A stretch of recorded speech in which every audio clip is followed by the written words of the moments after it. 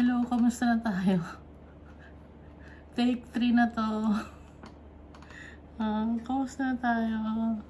Nagpapasalamat ako kay Almighty Father tsaka kay Jesus Christ dahil binigyan na naman nila ako ng pagkakataon na makapag-share sa inyo.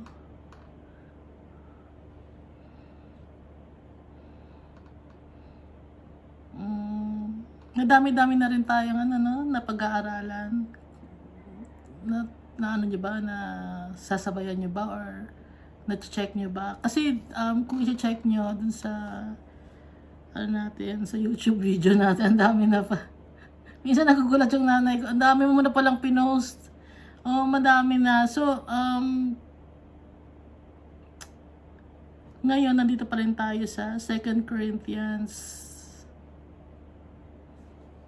So, marami pa tayong matututunan. Kaya, i-encourage ko kayo magbasa ng Bible.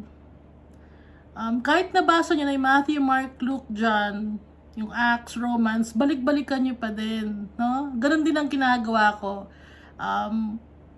Kung hindi ko kaya magbasa, no?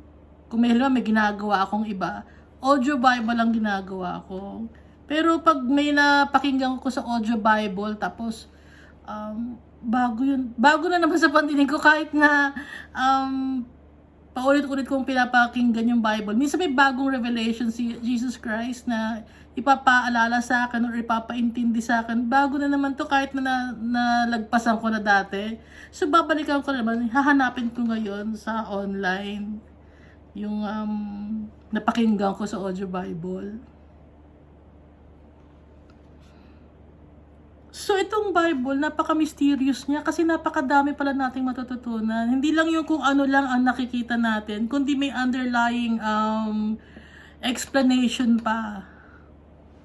Lahat ng ginagawa ni Jesus Christ dito sa Matthew, Mark, Luke, John, guided siya ni Almighty Father tsaka ng Holy Spirit. So, ang Holy Spirit ang nagsasabi sa kanya kung anong mga gagawin niya, ganon. At saka, ang Bible, ito yung testimony ng mga tao. So, di ba, may mga tao, wala naman tayong proof na ganyan, walang proof. Ito na nga ang proof natin, itong Bible. Pero hindi pa rin naniniwala ang ibang mga tao. May mga prophets na pinadala, hindi pa rin naniniwala ang mga tao. May mga apostles na pinadala, hindi pa rin naniniwala ang tao. Si Jesus na ang dumating, hindi pa rin naniniwala ang tao. Ang mga maniniwala lang, yung mga tinawag ni Jesus Christ at ni Almighty Father, yun lang ang maniniwala. Yun yung mga totoo followers ni Jesus, yung mga maniniwala sa mga kung ano ang nakasulat sa Bible at kung ano yung mga sinabi niya. Kaya yung mga sinabi ni Jesus Christ dito sa Bible, panghawakan natin. Tsaka yung sinabi ng mga apostles dito, guided sila by the Holy Spirit. Utos sa kanila to ni Almighty Father, tsaka ni Jesus Christ. So yung mga leaflets ng mga leader ninyo, mas importante to, yung leaflets ng leader ninyo or mga malilit na libro, hindi. Mas mag-focus tayo sa pagbabasa ng Bible. And then magpe-pray tayo. Buksan natin ang puso't isipan natin, i-offer natin kay Jesus Christ at kay Almighty Father yung ginagawa natin para maintindihan natin. Tapos, pag naintindihan natin, i-share natin sa ibang mga tao. Huwag natin itago, i-share natin sa mga ibang tao. May power itong Bible. Word of God kasi ito eh. Yung Bible mismo na yung papel, no? Walang power yun, papel lang yun, tsaka ink lang yun, or sa computer, no, itong laptop. Walang power to. Ang may power, yung word mismo, hindi yung papel, hindi yung ink, hindi itong computer, kundi yung word mismo ni Almighty Father, tsaka ni Jesus Christ, yun ang may power. Yun ang lalagay natin sa puso natin. At susundin natin ang sinasabi ni Jesus Christ kasi mahal natin siya. Yun ang dahilan kung bakit natin sila sinusunod. Okay. Umpisa natin, ano? Actually, ang dami kong gusto i-share. Ang dami kong gusto i-share, hindi ko lang, Jesus, ano ba ang i-share ko dito? Hindi ko maintindihan. Napakadami, ang dami pala. Kaya minsan, Jesus, ano ba ang i-share ko? Ang dami eh. So, tapusin muna natin itong 2 Corinthians.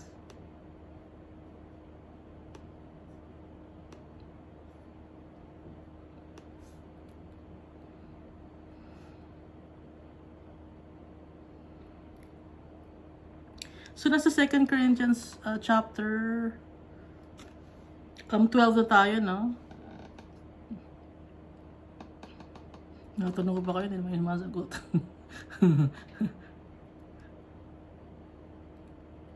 Laka ng boses ko, 2 Corinthians chapter 12. I must go on boasting. Kasi yung, balik tayo muna, sa chapter 11, sinasabi doon ni Paul, yung mga false apostles, yung mga ginagamit ang mga taga-Corinth dahil na may makukuha sila dahil mayaman nga yung mga taga-Corinth, di ba? So, yun yung sa chapter 11 na sinasabi ni Paul na iba siya sa mga yon. Okay? So, itinuloy dito ni Paul sa chapter 12.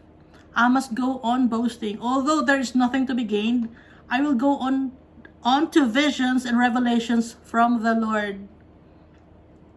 Sabi dito ni Paul. Wala man siyang magigain, sabi ni Paul, sa pagyayabang niya. Pero gusto niya i-share sa mga tao yung vision at yung revelation na pinakita sa kanya ni Jesus Christ. Kasi kung matatandaan natin, ang tumawag mismo kay Paul is si Jesus Christ. Dun sa on the way to Damascus. Road to Damascus pala, sorry. Nakakita siya ng blinding light, no? Si Paul. Tapos sabi ni Jesus Christ, Paul. Ano bang sabi dito? Why do you persecute me? Sabi ni Jesus Christ. Nakarinig ng boses si Paul. Tapos, light na, maliwanag, galing sa heaven. Nag-flash sa mata ni Paul.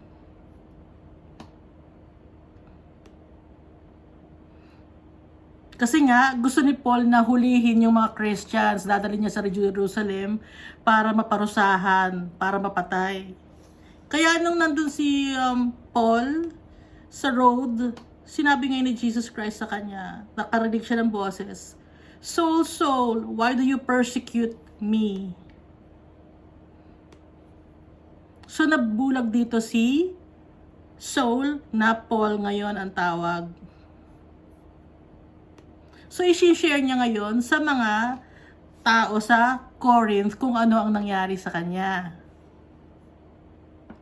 Ituloy natin, ano? I know a man in Christ who 14 years ago was caught up to the third heaven. So, sinasabi dito ni Paul na siya ito. I know a man in Christ who 14 years ago was caught up to the third heaven. So, 14 years ago na nangyari yun sa kanya nung sinulat niya tong 2 Corinthians. Whether it was in the body or out of the body, I do not know. God knows.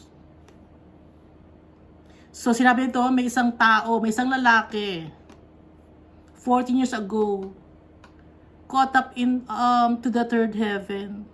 May nakita siya. Vision. Whether it was in the body or out of the body, I do not know. God knows. So, hindi niya alam kung nananaginip ba siya or totoo yung nakita niya. Parang dreams na, lucid dreams. Kasi, milagro para sa kanya yon dahil kakaiba ang pagkakatawag kay Paul. Kaya hindi niya malaman kung dream ba yun o hindi. Kasi kung dream yun, bakit siya nabulag? Bakit totoo? Kaya hindi niya malaman kung totoo o hindi. Pero God knows, sabi niya dito. Dahil nga napaka-mysterious ng pagkakatawag sa kanya. And I know that this man, whether in the body or apart from the body, I do not know, but God knows, was caught up to paradise and heard inexpressible things, things that no one is permitted to tell. So may mga narinig siya at nakita dun sa third heaven. Si Paul, nung nabulag siya. Mga bagay na hindi natin nakikita, pero nakita ni Paul, narinig niya, na-experience niya. Hindi niya malaman ni Paul kung panaginip ba yung mga yon o hindi. Kasi nga, totoong totoo. Hindi siya makapaniwala, kaya iniisip niya, panaginip ba to o hindi? Nangyari na ba sa inyo yun? Na panaginip ba to o hindi? Kasi kay Paul, nangyari sa kanya yon. Yung pagkakatawag sa kanya ni Jesus Christ. Ituloy natin I will boast about a man like that, but I will not boast about myself, except about my weaknesses. Ipagyayabang ko yung taong yun. Pero hindi ko ipagyayabang yung sarili ko kasi may mga weaknesses ako at yun ang ipagyayabang ko, yung kahinaan ko. Hindi niya ipinagyayabang yung sarili niya, pero yung kahinaan niya at yung tao na tinawag ni Jesus Christ nung time na yun, siya yun. Na na-experience niya yung mga bagay at nakita niya yung mga bagay sa heaven na hindi nakikita ng normal na tao. Even if I should choose to boast, I would not be a fool because I would be speaking the truth. But I refrain, so no one will think more of me than is warranted by what I do or say. Kahit napiliin kong magyabang, hindi ako magiging foolish. Because sinasabi niya yung totoo. Okay? Totoo ang mga sinasabi niya. Kahit na ipagyabang man niya yun o hindi, totoo yung sinasabi niya. But I refrain, so no one will think of me more than is warranted by what I do or say. Pero ayoko magyabang kasi ayokong maisip ng ibang mga tao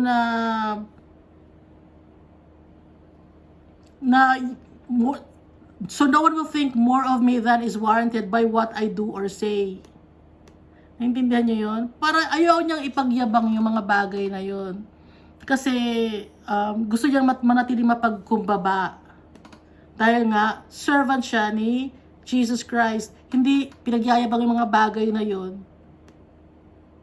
Although magandang ipagyabang yun na nakita niya, pero hindi niya ipagyayabang yun na dahil para lang maging mataas ang tingin niya sa kanya ng mga tao. Naintindihan niyo? Kasi yung ibang mga tao, pag naka-experience ng mga kakaiba, ipinagyayabang yun para tumaas ang tingin sa kanila ng mga tao. Siya hindi. Ipagyayabang niya yun para sa kaluwalhatian ni Jesus Christ at para makita yung kahinaan niya, para maitaas na pangalan ay ang pangalan ni Jesus Christ. Kasi hindi naman niya kailangan ipagyabang yun. Pero gusto niyang iyong sabihin kasi nga para malaman ng mga taga-Corinth kung sino yung mga false apostles at kung sino yung totoong naglilingkod kay Jesus Christ. Or because of these surpassing great revelations, therefore, in order to keep me from becoming conceited, I was given a thorn in my flesh, a messenger of Satan to torment me. Para hindi siya magyabang, meron siyang thorn in his flesh, a messenger of Satan to torment him. Para manatili siya mapagkumbaba, si Paul, meron siyang thorn in the flesh, para hindi siya makapagyabang. Kasi may tendency na yayabang si Paul. Kasi nga, nakita niya yung mga bagay sa heaven na hindi nakikita ng ibang mga tao.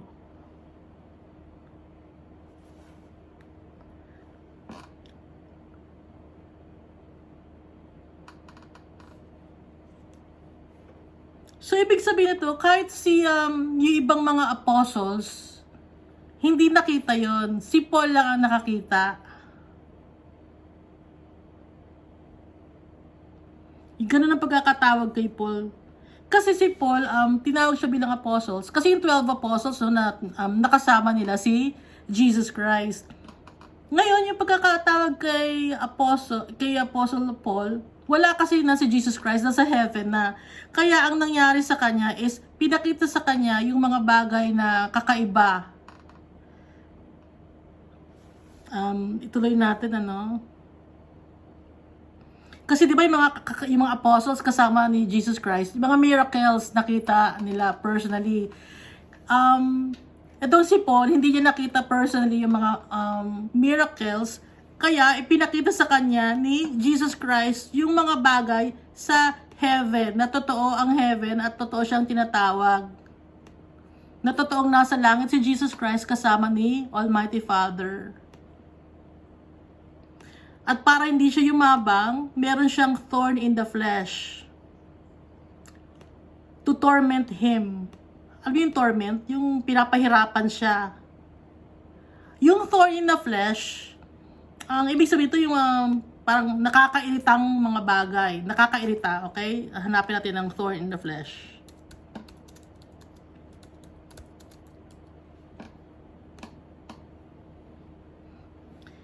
Annoying problem. Ang ibig sabihin ng thorn in the flesh. So, merong annoying problem si Paul. Ano yung annoying problem na yun?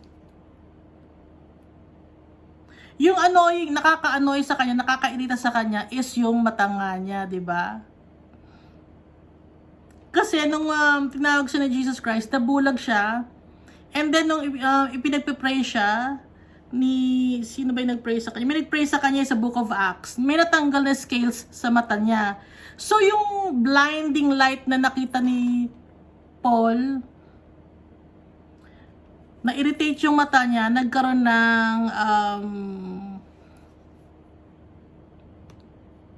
siya ng disability. Tinignan ko ngayon dito sa internet kung ano yung pwedeng maging disability ng isang taong nasira ang mata. Pag nagkaroon ng blinding light.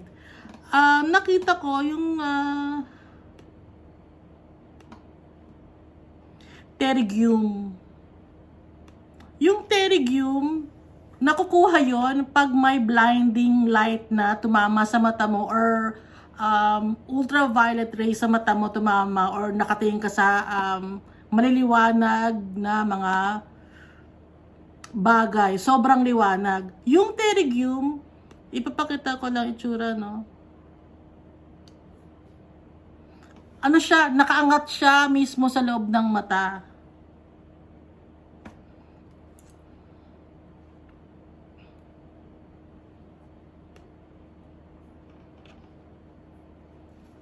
Parang ganito. Nakaangat siya sa mata. Ayan. Ganyan. Yan. So, pag pipikit-pikit ka na ganon, parang may puwing ka na malaki sa mata mo. Nakakairita. Ito ang thorn in the flesh ni Paul. Kaya natin alam na ito ang thorn in the flesh ni Paul. Kasi, sabi ni Paul sa mga taga-Galatians, may sulat siya, sa mga taga-Galatians. Galatians chapter 4 verse 15. Para lang malaman ninyo na tungkol sa mata to. Where then is your blessing of me now? I can testify that if you could have done so, you would have torn out your eyes and given them to me. Yun, sulat niya to sa mga taga-Galatians. Binanggit niya yung mata niya na kung kaya lang ninyo, alam ko natatanggalin ninyo ang mata niyo at ibibigay niyo sa akin. So, ang problema ngayon talaga ni Paul is yung mata niya. Kasi nga, di ba, nabulag siya nang tinawag siya ni Jesus Christ. Tapos may scales, parang scales na natanggal sa mata niya. Tapos nga, dito nga, yung thorn in the flesh niya, lagi siyang naiirita, ganon. So, yun yung sa mata, di ba? Ituloy natin, So, para hindi siya maging mayabang, yung thorn in the flesh niya nga, yung mata niya, may problema. Minsan, may tendency na magiging wall-eyed siya or cross-eyed siya. Kasi nga, dahil nga, may nakaangat sa mata niya na nakakairita. 3 times I pleaded with the Lord to take it away from me. But He said to me, my grace is sufficient for you. for my power is made perfect in weakness. Therefore, I will boast all the more gladly about my weaknesses, so that Christ's power may rest on me. So, 3 beses siya nagmamakaawa kay Jesus. Natanggalin yung kanyang thorn in the flesh, na gamutin yung mata niya, maayos yung mata niya, kasi nga nakakairita pag bumipikit siya, may tumatama sa mata niya. Pero sabi sa kanya ni Jesus Christ, "My grace is sufficient for you, for my power is made perfect in weakness. And therefore, I will boast all the more gladly about my weaknesses, so that Christ's power may rest on me," sabi ni Paul. Ipagyayabang niya ngayon ang kanyang weakness, kasi para ma-reveal lalo ang power ni Jesus Christ. Yun ang sabi ni Paul dito. Kayo may thorn in the flesh ba kayo? Ako meron akong thorn in the flesh. Iba-iba yung mga thorn in the flesh natin, ano? Yung mga bagay na kahinaan natin. Iba-iba syempre yun. So yung kahinaan ko, iba rin sa kahinaan ninyo. Pero, yung intensity, it's the same. Nakakairita, nakakaanoy, ganon.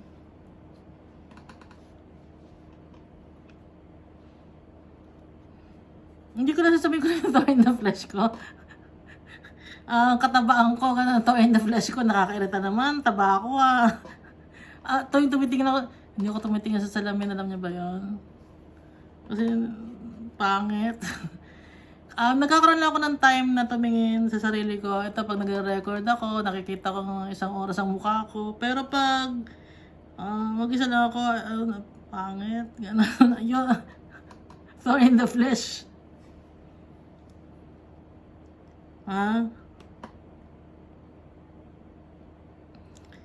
So lahat tayo merong lahat na insecurities, kahinaan.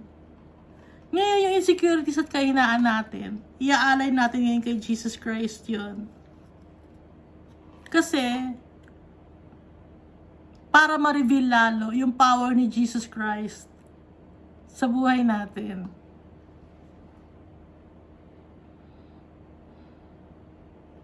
Ipagmamalaki natin yung weakness natin na yon.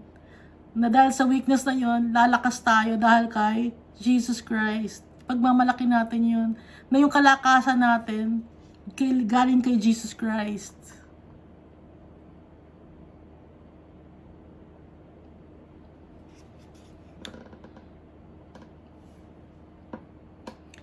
That is why, for Christ's sake, I delight in weaknesses, in insults, in hardships, persecutions, in difficulties, for when I am weak, then I am strong.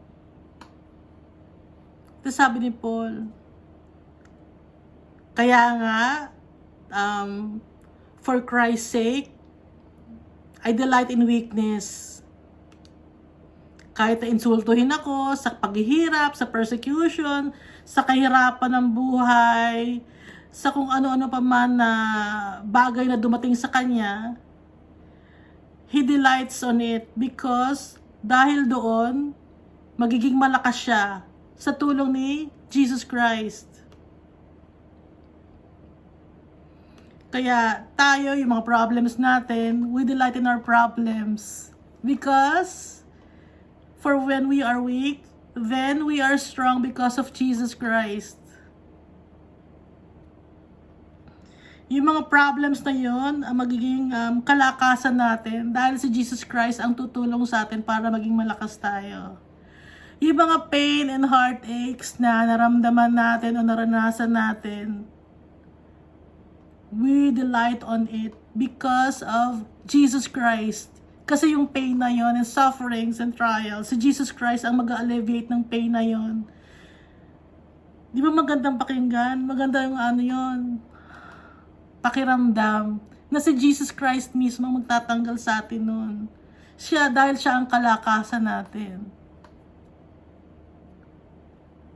Nagkakaroon tayo ng peace of mind dahil kay Jesus Christ.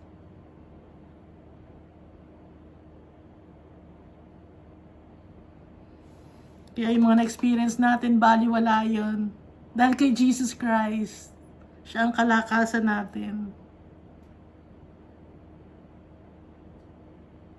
kahit ano pa, yung mga naranasan natin, iingatan tayo ni Jesus Christ. Ibigay lang natin sa Kanya yung kahinaan natin. Yung mga bagay na hino-hold back natin, ibigay natin lahat kay Jesus Christ. Dahil siya ang kalakasan natin.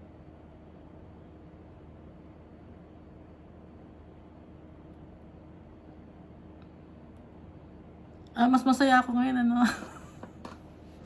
Dahil si Jesus Christ ang kalakasan ko. At kayo rin, alam ko, masaya rin kayo. Dahil si Jesus Christ ang kalakasan ninyo.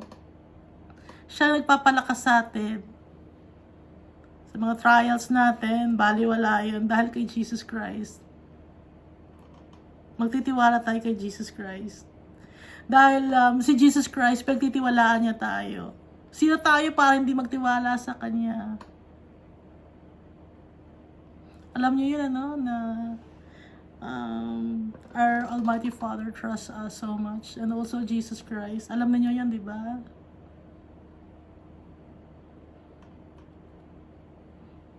Kaya sino tayo para hindi magtiwala sa kanila na ibigay lahat kung anong meron tayong heartaches and pains and problems.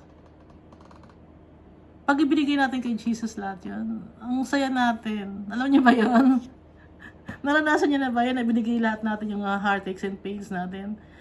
Iba yung feeling, nagkakaroon ka ng peace of mind, nasarap ng tulog mo, gano'n. Dahil alam mong may tutulong sa atin, sa lahat-lahat. Nawalan tayo ng takot.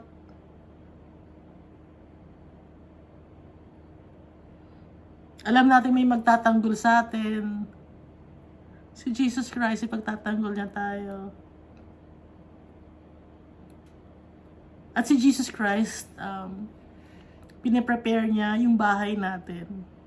Kasi hindi itong lupa na to ang totoong bahay natin. Inaalagaan niya tayo dito sa lupa. Hanggang sa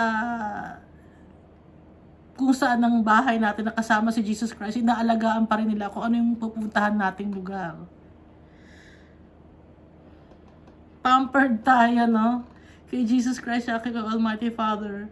Basta magtitiwala lang tayo sa kanila. Hindi natin maiiwasan yung mga trials and sufferings dito sa mundo. Pero mapagwawagyan natin yon. Ibibigay natin kay Jesus Christ, kay Almighty Father.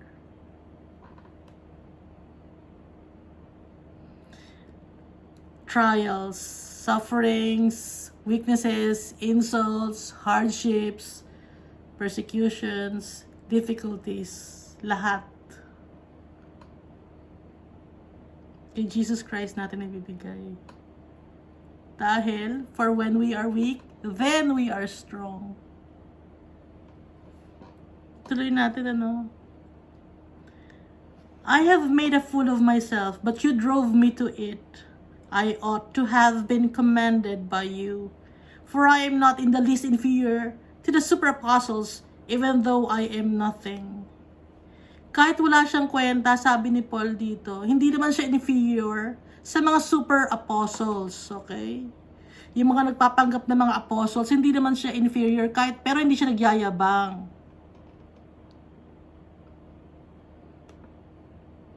Dapat pa nga i-commend siya, pero hindi niya gustong i-commend siya kasi nga ang gusto niya maitaas yung pangalan ni Jesus Christ. Pero hindi naman siya inferior o mas mababa sa mga sinasabi nilang super apostles. Kasi nga, di ba yung mga sa chapter 11, may mga super apostles doon na nagpapanggap ng mga apostles. Pero hindi naman. Tuloy natin. I persevered in demonstrating among you the marks of a true apostle, including signs, wonders, and miracles. Sabi dito ni Paul, nagsumikap ako na maipakita sa inyo kung ano ang mga totoong apostol, ang marka ng isang totoong apostol. Kasama na ron yung mga miracles, signs, and wonders. So yung mga totoong apostol, yung Itong sinasabi ni Paul, may signs, wonders, and miracles. May marka yun ang marka ng isang true apostle. So, maging aware tayo ngayon sa mga nagpapanggap na mga apostles or nagpapanggap na mga prophets. Kasi, sabi ni Paul dito, I persevered in demonstrating among you the marks of a true apostle, including signs, wonders, and miracles. So, yung mga sinasabi ni Paul dito, ipinakita na niya or sinabi na niya or shinare na niya sa mga tao kung ano ang marka ng isang true apostle. Hindi manggagamit, ganon, hindi nanghihingi, hindi nagsisinungaling, o hindi gumagawa ng mga kung ano nung kalokohan. Yun ang true apostle. Nagaya ni Paul. Naging tapat si Paul sa pagiging apostle, sa pagtawag sa kanya ni Jesus Christ. Sumikap si Paul. Okay? Nagsumikap. So kung yung leader ninyo kinakitaan ng pagsusumikap, merong signs, wonders, tsaka miracles, yun ang mark ng true apostle. At wala nang, gaya nga ng sinabi ko last time, ang totoong apostle, wala nang dumating kasi nga tapos na ang Bible. Wala nang darating na apostle dahil na may Book of Revelation na tayo. Wala na nang darating na mga prophet. Kung may darating man, false prophets na yon at false apostles yon. Pero sa Book of Revelation, may darating na dalawang witness. Okay? Witness ang tawag. Hindi sila apostle, hindi sila prophet, witness sila. Ibig sabihin, sila yung magte-testify na totoo si Jesus Christ tsaka si Almighty Father. Dalawang olive oil. Napanood niyo ba yung Book of Revelation natin? Na-share ko sa inyo. May video tayo ng Book of Revelation. So may dalawang olive oil, no? Olive lamp, ano tawag nga doon? Dali, nalimutan ko.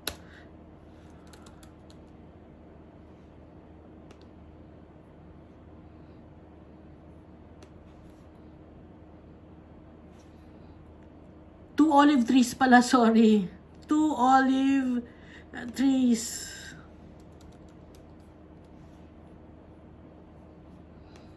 So, dalawang tao yon na may darating na dalawang tao. Dalawang witness yon. Pero prophet, tsaka apostles, wala nang darating. Dahil tapos na nga ang history ng mundo sa Book of Revelation.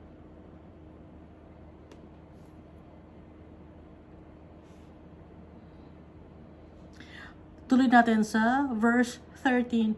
How are you inferior to the other churches except that I was never a burden to you? Forgive me this wrong. Hindi siya naging pabigat si Paul. Hindi siya naging pabigat. Nagpakahirap si Paul. Hindi siya naging pabigat. Tandaan natin to, no? Ang mark ng isang true apostle or true follower, true servant of God, hindi pabigat.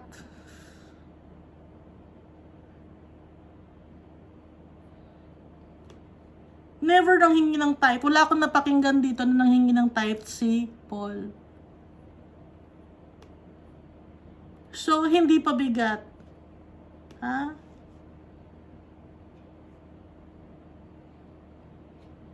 Tingnan natin yung example ni Paul, yung buhay ni Paul. I-compare natin yon sa kung sino yung leader ninyo. Baka sabihin niyo, hindi, wala namang mga sasakyan nun si Paul. Siyempre, hindi pa uso nun yung kotse. Oo, pero yung way of life, yung way of living, ha? Tingnan niyo yung way of living ng mga leaders ninyo. Kasi, ang totoong servant of God, parang si Paul.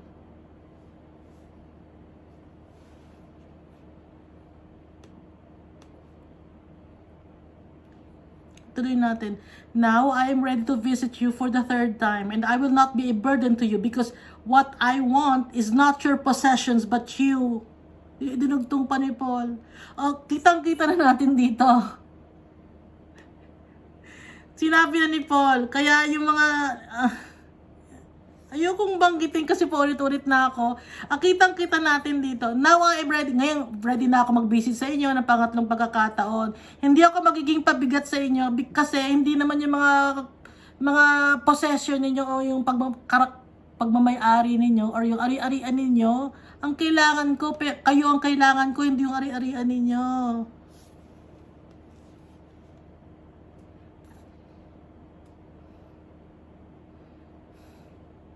Hindi kailangan ni Paul ng ari-arian. So, yung mga leader ninyo, kailangan ba ng mga ari-arian? ng mga possessions? Yung dating leader namin, dati kinausap yung lola ko. Porque nalaman lang na galing ibang bansa yung lola ko, kinausap yung leader namin dati.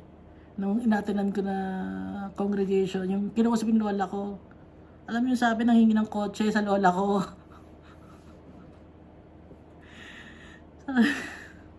Sabi ng lola ko sa tatay ko, wag na kayong magpunta dyan.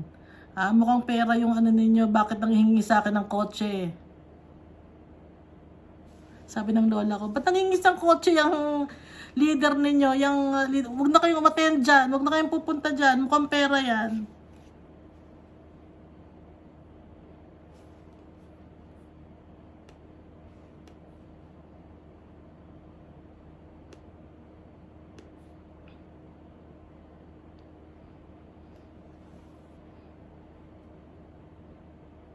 Tapos pa, may inatinan ako na isang denomination or congregation. Tinatanong, anong trabaho nyo? Wala naman akong trabaho. Ang sabi sa akin, ang alam nyo, mga members namin, ito mga businessman. Tsaka mga nakapag-aral. Naiya ako. Ay, ganun ba? Paano yan? Sa isip ko, no? Paano yan? Hindi ako businessman, hindi pala ako pwede dito. Nakakahiya naman pala magpunta dito. Paano yun? Matataas pa lang pinag-aaral ng mga to, mga mayayaman pala mga to. Hindi pala ako pwede magpunta dito. Kasi tinatanong sa akin kung anong trabaho ko, pinagyayabang na mga members daw nila, ganun. Hindi na ako maten doon. Ganun sila. Tsaka nakita ko yung mga ayoko na magsalita. Baka sabihin niya masyado naman ako. Nakita ko kasi na hindi ko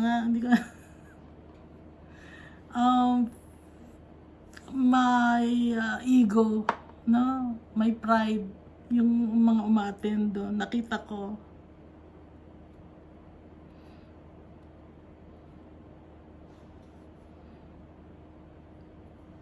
Wag ganun kung Kristiyano tayo, wag ganun tanggapin natin lahat ng tao. Mayaman man o hindi, nakapag-aral man o hindi, businessman man o hindi.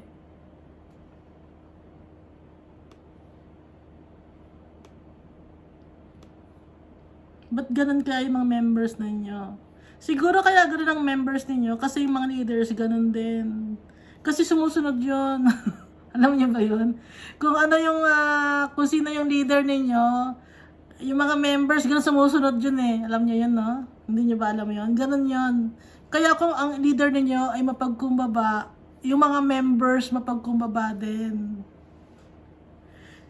Kung ang Diyos natin mapagkumbaba, tayo rin mapagkumbaba.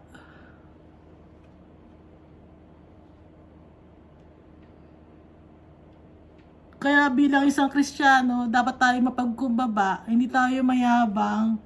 Dahil ang Diyos natin, si Jesus Christ, siya kasi Almighty Father, mapagkumbaba. Tanggap lahat ng tao.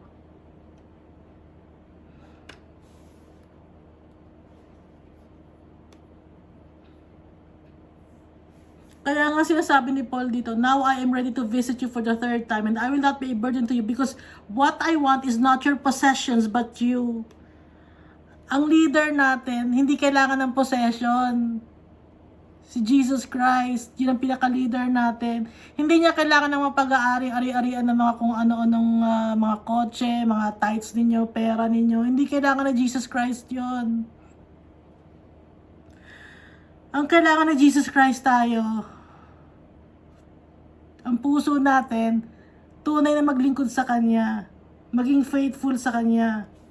Yun ang kailangan natin, hindi ang possessions natin ang kaya nating ibigay. Hindi kailangan ng Jesus Christ ang possessions.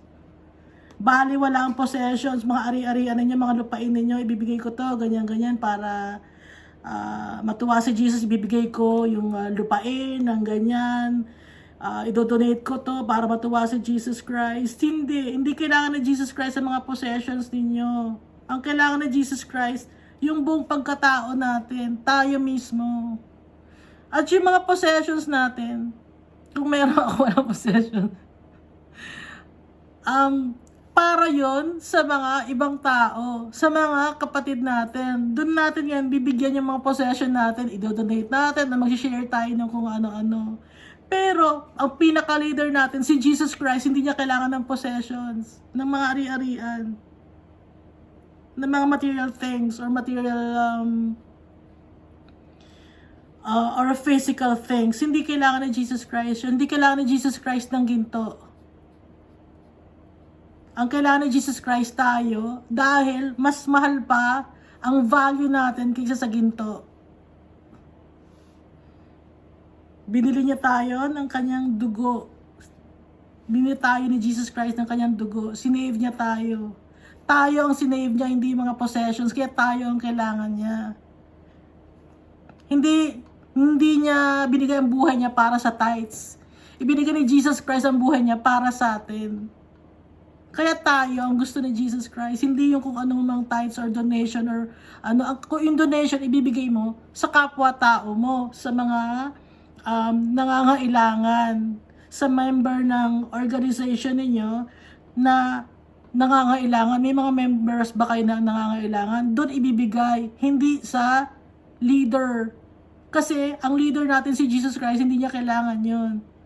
Ngayon kung nangangailangan yung leader ninyo, donation lang.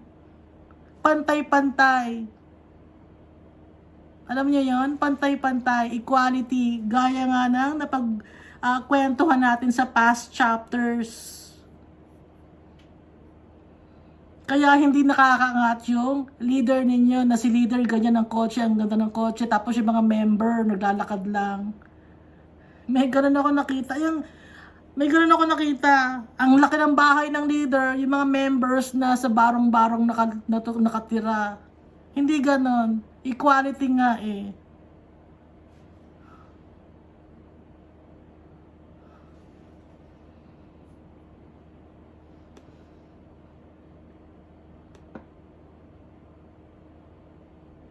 O baka sabihin niya, ay hindi, mayaman talaga yung pastor namin. O sige, kung mayaman pala talaga yung leader ninyo, hindi naman pala niya kailangan ng donation eh. Hindi naman pala niya kailangan ng donation, ng offering.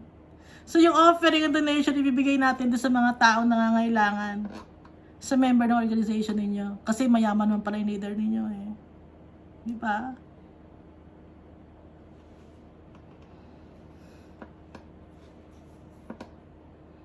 Oo, sabi nyo, hindi, kailangan ng leader namin yan. Kailangan ng leader nyo, eh, ba't malaki ang bahay ng leader niyo kung kailangan niya yun? Walang lusot. Hindi makakalusot. Tapos ang usapan na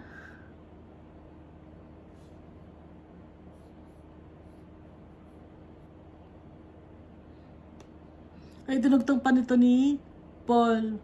After all, children should not have to save up for their parents, but parents for their children.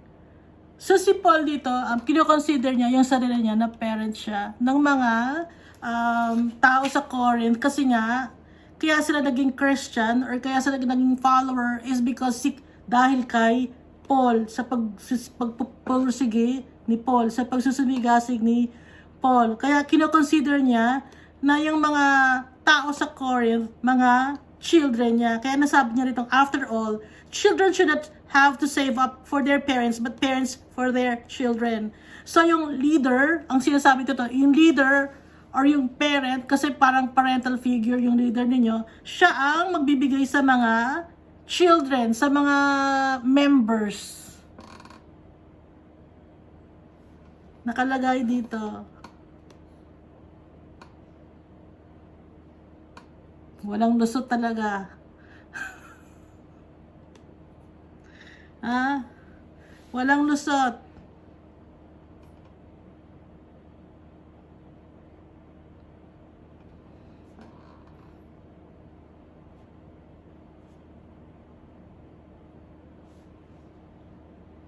Ay, dinagtong pa ni Paul.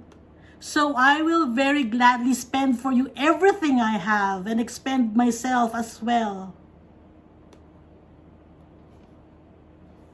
Kung ano ang meron siya, gagastusin niya yun lahat-lahat para sa mga taga-Corinth. Yung sacrifice ni Paul dito. The true leader ang pinapakita ni Paul dito. True apostle. Faithful servant of God. Ito. Kaya kung may leader kayo, ito ang ipakita ninyo. Kitang-kita na dito. Maliwanag na maliwanag. Hindi na kailangan pang i-translate. Maliwanag na maliwanag pa sa sikat ng araw. I will very gladly spend for you everything I have and expend myself as well.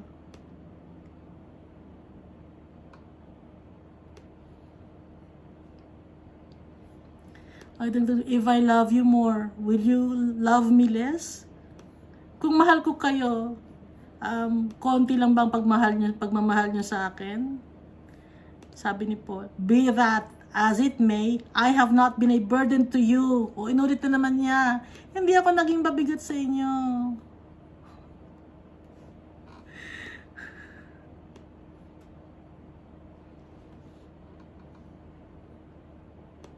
Hindi nyo kailangan magkukumahog, magtrabaho para dalhin yung pera ninyo sa denomination ninyo or sa organization ninyo. Kasi si Paul na to Si Paul na to Kung si Paul, ganito siya, how much more si Almighty Father tsaka si Jesus Christ?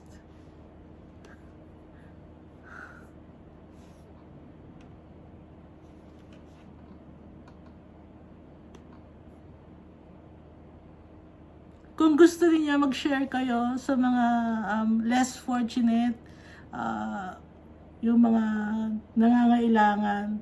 Pero yung leader niya nakikita yung maganda na ang buhay, hindi na nila kailangan yon. Kasi nakalagay dito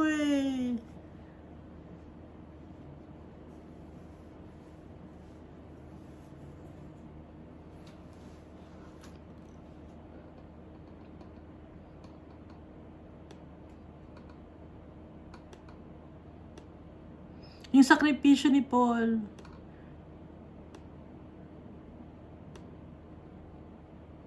Hindi siya naging pabigat. Yet crafty fellow that I am, I caught you by trickery. Did I exploit you through any of the men I sent you? In-exploit ko ba kayo sa mga taong pinabdala ko sa inyo? Ginamit ko ba kayo?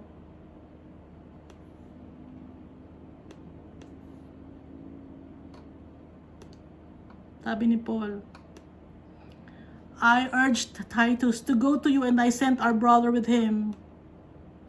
Titus did not exploit you, did he? O pinadala ko sa inyo si Titus. Kasama na ibang mga brothers.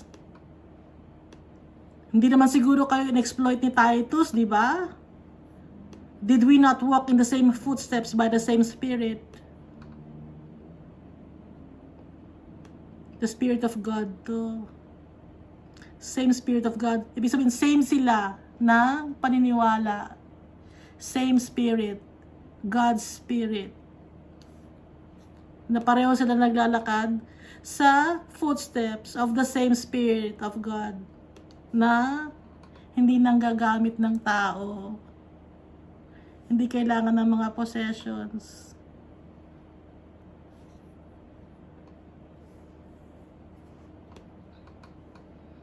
Ito, tuloy natin. Have you been thinking all along that we have been defending ourselves to you?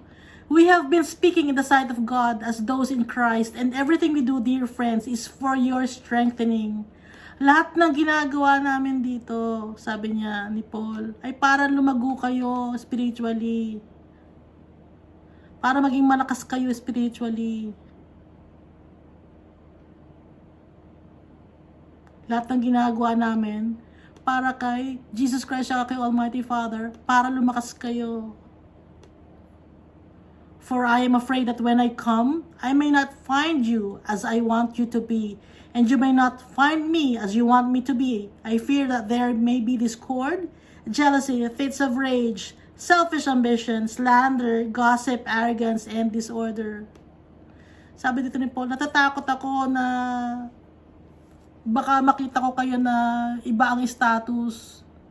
At makita nyo rin ako na iba ang status ko dahil nga pag nakita ko kayo na mali ang mga ginagawa ninyo, syempre mali rin ang magiging dating ko sa inyo, sabi ni Paul.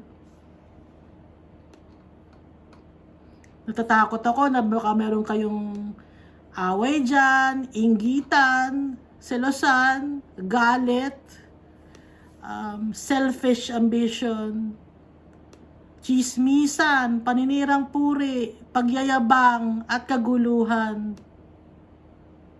Binanggit ni Paul. Natatakot ako na baka meron kayong ganun.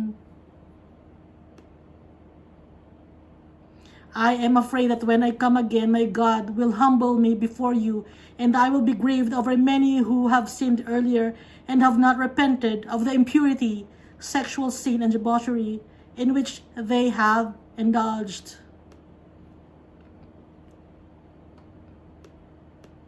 Natatakot ako na baka mapahiya ako kay Almighty Father. Makit na at malungkot ako dahil makita ko kayo na hindi kayo naghingi ng tawad. Yung mga kasalanan ninyo, ganun pa rin. Tinutuloy nyo ang kasamaan, impurity, sexual sin, debauchery in which they have indulged. Natatakot ako, sabi ni Paul. Baka may away kayo, inggitan. Mapapahiya ako kay Almighty Father niyan. Kasi tinuruan ko kayo, di ba, na kung ano ang gagawin ninyo. Baka hindi kayo humingi ng tawad sa mga impurity, tinutuloy nyo pa rin, sabi ni Paul.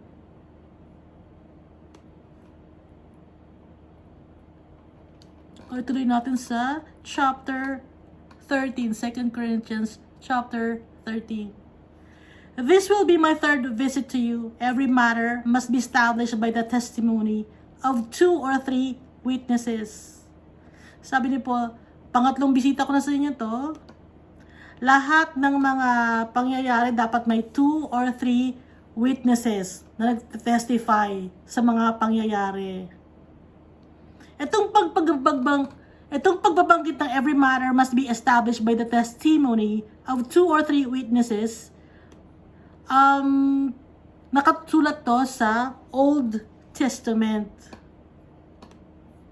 Di ba binanggit ni Almighty Father to sa Old Testament na kung merong mga hidwaan or alitan or mga usapin, dapat may 2 or 3 witnesses. Nakalagay ito sa Old Testament.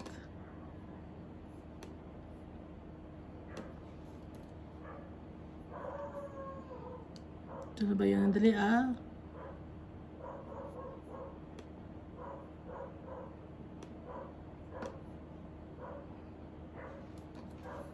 Sa Exodus or Leviticus, manapin ko.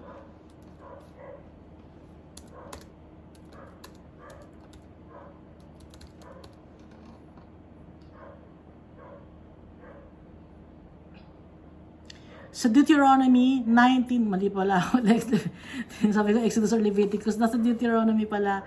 Deuteronomy chapter 19 verse 15. One witness shall not rise against a man concerning any iniquity or any sin that he commits. By the mouth of 2 or 3 witnesses, the matter shall be established. So, yun ang binanggit ni Paul, 2 or 3 witnesses, galing to sa Old Testament. Hindi ba, kung napapansin nyo, up to now, pag magpapagawa kayo ng mga documents, sa mga lawyers or sa mga attorney, hindi nyo alam, may nakalagay doon witness. Laging dalawa, di ba, ang witness? Minimum lang ng 2 witness. Pero pwede madami. Pero, minimum na 2 witness. So, yung nakalagay sa Bible, ina-apply ng mga tao up to now, yung 2 witness pag merong tayong mga documents, di ba? Yung mga SPA, ganon, or mga importante na mga legal matters, kailangan ng 2 or 3 witnesses para may magpapatunay. Kaya kailangan ng 2 or 3 witnesses, yung testimony. Okay? Tapos, di ba sabi ni Jesus Christ, where 2 or 3 are gathered in my name, I am in their midst. Sabi ni Jesus Christ.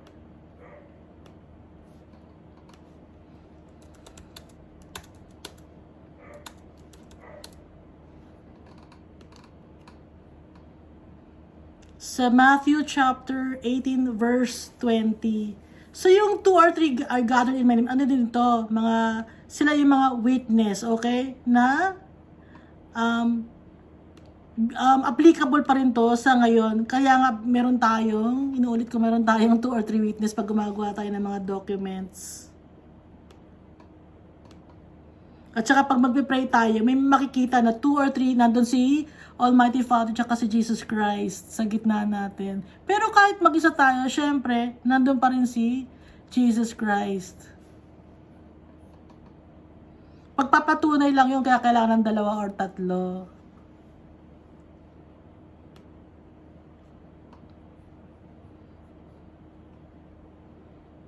Ituloy natin. I already gave you a warning when I was with you the second time. I now repeat it while I am absent. On my return, I will not spare those who sinned earlier or any of the others. Since you are demanding proof that Christ speaking through me, he is not weak in dealing with you, but is powerful among you. For to be sure, he was crucified in weakness, yet he lives by God's power. Likewise, we are weak in him, yet by God's power, we will live with him in our dealing with you. Pinaalalahanan sila ni Paul. Pagsasabihan ni Paul, yung mga taong nagkakasala, yung gumagawa ng impurity, sexual sin, debauchery, sinasabi dito sa chapter 13. He will not spare those who sinned earlier. So pagsasabihan niya, di ba naghihingi ka ng proof na si Christ ay ako ang nagsasalita, na si Christ nagsasalita through me? Di ba naghihingi kayo ng proof? Sabi ni Paul, ito ang proof, he's not weak in dealing with you, but is powerful. Kaya pagsasabihan ko ngayon, yung mga taong nagkasala, para malaman ninyo na si Christ ay nasa akin at ako ang tagapagsalita niya. Sabi ni Paul. For to be sure, he was crucified in weakness, yet he lives by God's power. So kahit na na-crucified siya in weakness, namumuhay siya sa kapangyarihan ni Almighty Father. Kahit na mahina tayo, sabi ni Paul dito, ang power ni Almighty Father ang naninirahan sa atin, sa puso natin. Kaya malakas ako, kaya kong pagsabihan yung mga nagkakasala dahil si Christ ako ang tagapagsalita ni Christ. Si Christ ang nagsasalita sa akin na pagsabihan yung mga taong nagkakasala para tigilan na nila ang kanilang mga kasalanan. Tuloy natin. Examine yourselves to see whether you are in the faith. Test yourselves. Do you not realize that Christ Jesus is in you unless of course you fail the test? Tingnan natin mabuti. Applicable din to sa atin, ano? Ngayon tayo, examine natin ang sarili natin. Kung nasa faith tayo, i-test natin ang sarili natin. Na si Jesus Christ ay nasa sa atin, hindi ba nyo naiintindihan? Hindi nyo ba nare-realize na si Jesus Christ nasa puso natin? Kaya i-check natin yung faith natin. Yung test pa, nakakapasa ba kayo? Pasado ba tayo sa test? Sabi ni Paul dito. Unless of course, you failed the test, nakapasa ba kayo? Kung nakapasa kayo, syempre, okay yun. Pero pag hindi, ibig sabihin, hindi kayo nagtitiwala kay Jesus Christ. Ituloy natin. And I trust that you will discover that we have not failed the test.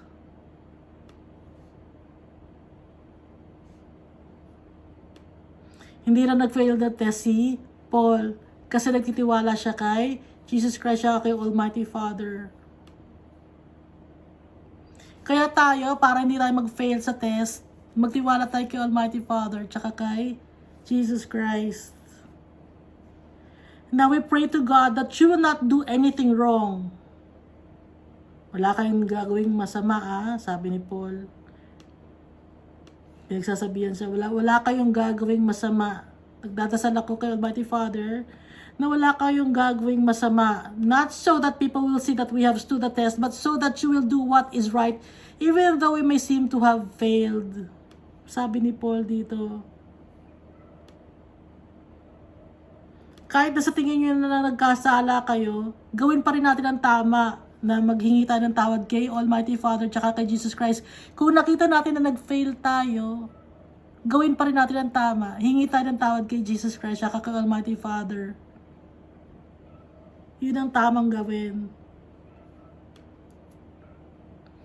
For we cannot do anything against the truth, but only the truth. We are glad whenever we are weak, but you are strong. And our prayer is that you may be fully restored para maging malakas kayo. Sabi ni Paul. Na pinagpipray namin kayo, ang pagpipray namin sa inyo ay para lumakas kayo.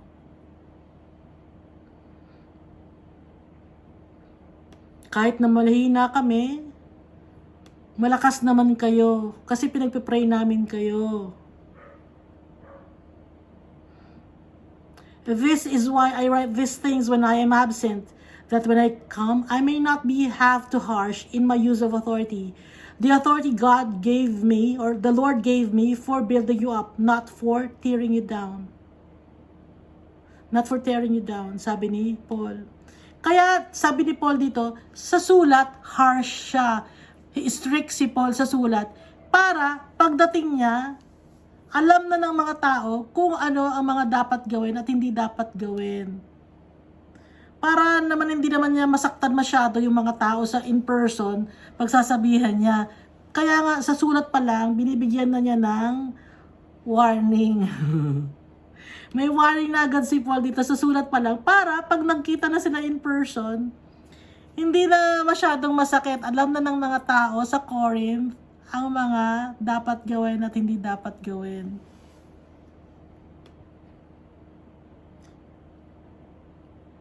Kasi, sabi ni Paul dito, ang authority na binibigay sa akin ni Almighty Father tsaka ni Jesus Christ ay para palakasin kayo at hindi kayo para panghinaan ng loob. Kaya, sabi ni Paul dito, nagsusulat siya ng harsh sa letter para pag nagkita sila in person, mapalakas na niya yung mga tao na yon sa Corinth.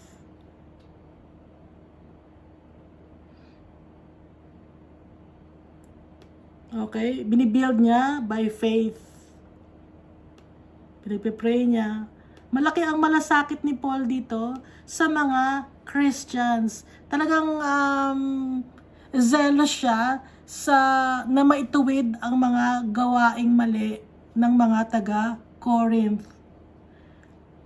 Sa atin din to, na sulat ni Paul na kaya sinulat to at nakalagay sa Bible, para rin sa atin to. Yung mga mali natin, itutuwid natin.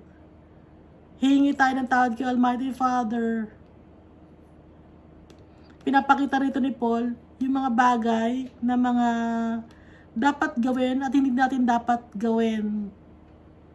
At para ma-inform tayo, ma-widen yung knowledge natin, kaya niya to sinishare sa atin ni Paul, nakalagay sa Bible. Word of God, to salita to ni Almighty Father tsaka ni Jesus Christ, nire-relay lang kay Paul. Kaya naisulat ni Paul to. Isang oras tayo. Kitang-kita ninyo, no? Sa chapter 12.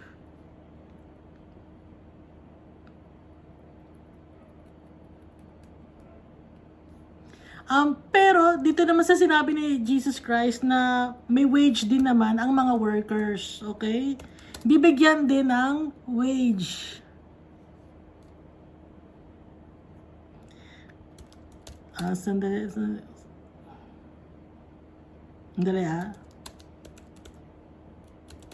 Di ba nabanggit natin na may wage naman yung mga workers ni Jesus Christ?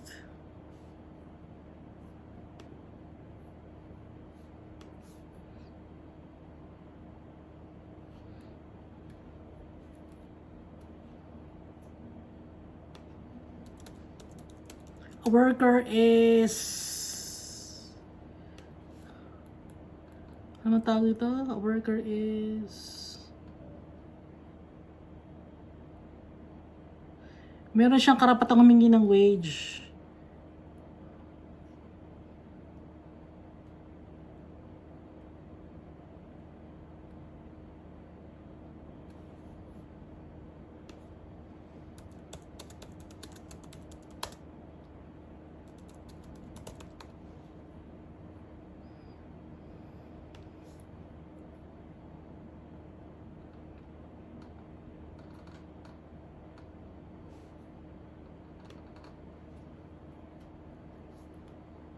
A worker is worthy of his wage. Sabi ni Jesus. Pero yung sasabihin mo sa mga members mo or ano mo sila na yung tithes and offering, hindi yon, wage yon, na sweldo yon. Hindi mo makukuha sa tithes and offerings. Kaya walang tithes. Donation or offering meron. At saka yung tithes, alam nyo ba, na yung mga Jew, may tithes sila. Alam nyo ba yon? May tithes ang mga Jews. Kasi, kaya sila may tithes, kasi nga yung Old Testament ang sinusunod nila. Hindi sila naniniwala kay Jesus Christ. Kaya may tithes ang mga Jews. Yung Old Testament pa rin ang sinusunod nila. Ngayon, since nandito na tayo sa New Testament kay Jesus Christ, wala nang tithes. Kasi nga, all is made new na dahil nandito na si Jesus Christ. Okay? Nagkakaintindihan ba? Kaya magbabasa tayo lagi ng Bible para maiintindihan natin, no? Kasi yung dating turo sa amin ng Bible, lakdaw. Yung kukuha ng isang verse dito, tapos isasama sa verse dun sa napakalayong usapin. Tapos idudugtong sa from end to end. Hindi ganon. Babasahin natin ng diretso ang Bible kasi sulat to na diretso ang storyline or yung diretso yung gustong sabihin. Kaya hindi tayo pwedeng kumuha ng basta na lang ng isang verse ng Bible sa ibang book. Okay? Dahil nga, dire-diretso itong sulat na to. At minsan, may makikita tayong pagkakapareho nga. Dahil nga, nagko-quote si Jesus Christ at saka yung mga apostles ng mga verse from the Old Testament. Okay? Nagkakaintindihan tayo sa pagbabasa ng Bible, no? idedire-diretso natin para maintindihan natin. Kasi minsan magiging out of context tayo, may iba ang pagkaka-interpret natin. Kasi nga, yung New Testament is, dito si Jesus Christ, New Covenant na. Okay?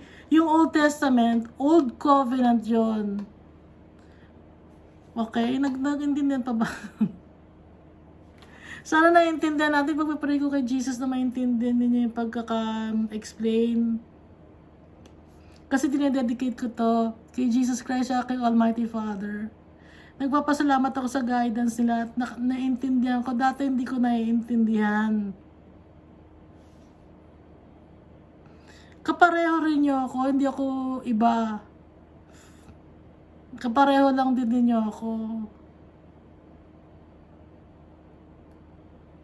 Hindi ko siya sabing mataas ang pinag-aralan ko. Wala rin akong alam sa Bible.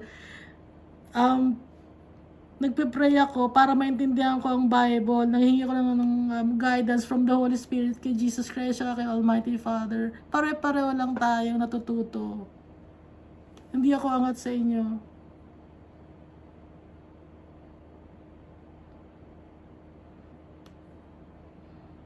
Mahal na mahal tayong lahat ni Almighty Father. Lahat tayo.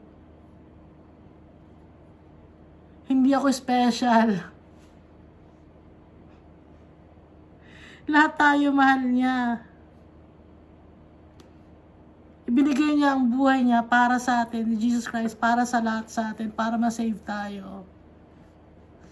Dahil tayo ang kanyang tinuturing na kayamanan. Tayo, ano bang klaseng tao tayo? Kayamanan ba tayo ni Jesus Christ? Tayong precious kay Jesus Christ at kay Almighty Father.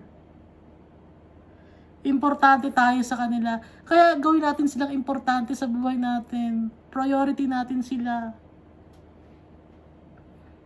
Kaya magbabasa tayo ng Bible dahil priority natin sila, dahil mahal natin si Almighty Father at si Jesus Christ. Ano nga ang unang utos? Love the Lord your God with all your heart, with all your soul, and with all your might and mind. Second, yung mahalin ang kapwa-tao.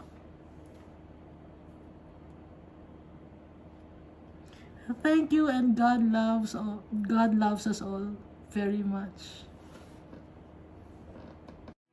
Finally, brothers and sisters, rejoice! Strive for full restoration, encourage one another, be of one mind, live in peace. And the God of love and peace will be with you.